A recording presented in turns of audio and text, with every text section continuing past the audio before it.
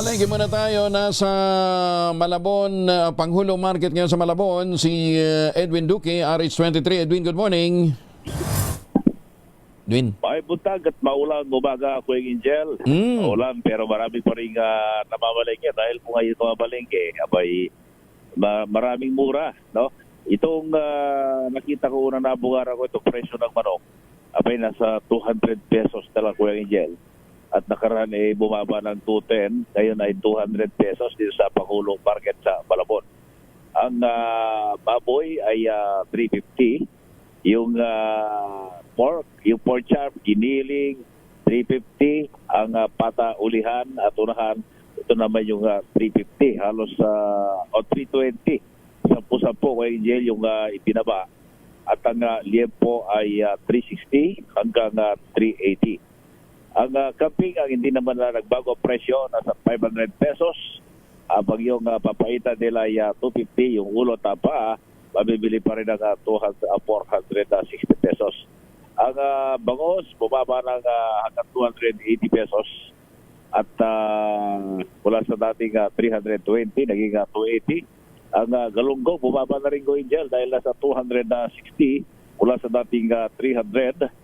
Ang yellow pin, nasa 250 na rin.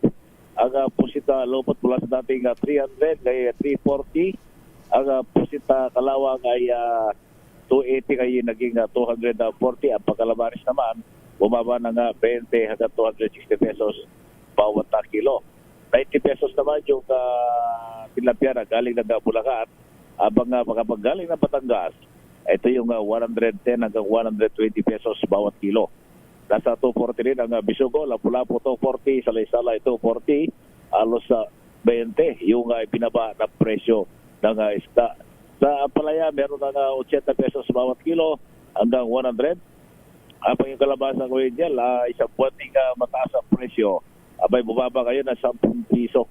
Nasa 60 pesos na lang mula sa dating 70. Ang kamatis, 50 hanggang 60 pesos. Labanos, merong 80, yung maliliit, yung magandang klase, 100 mula sa dating 200 pesos bawat kilo. Talong, itong luyaw, 140, sibuyas, 160. Sa bawang naman, 140, at ang sayote, 40 hanggang 50 pesos bawat kilo. 160 sa repolyo, 120 ang carrots, habang yung pizza ibagyo naman ay 120. Malaki na yung binaba. Ang Tagalog ay 100. Ang patatas, 60 pesos. Siling lang po yung gel, bumaba na rin ng 500 mula sa dating 550. Ang siliga panigang, bumaba ng 20, 350 pesos bawat kilo. Ang important ng broccoli ay 180. Ang siling pakopa, 220 na rin, bumaba na rin. Habang yung mga prutas, ayan yung nanatili ang kanilang mga presyo. Ang latondan, yung saging latondan, 60 ka 70, ang lakatan, 70 hanggang 90 pesos. Ang pakwan, merong 80, mangga 80, at melon 80 pesos bawat isa.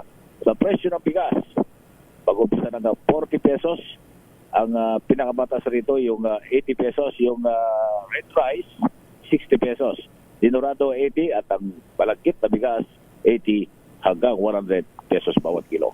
Yan, Kuya Ting, ang price monitoring report mula pa rin sa Panghulong Malabon. RH23, Edwin Duque, nagulat sa DSRH.